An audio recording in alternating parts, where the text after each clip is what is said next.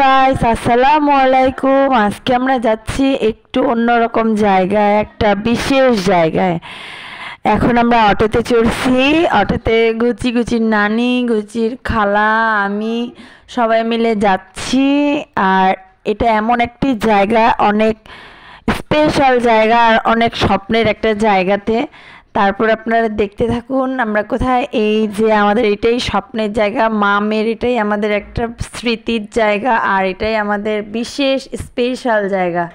এটাই আমাদের ফিউচার, এটাই আমাদের সব কিছু।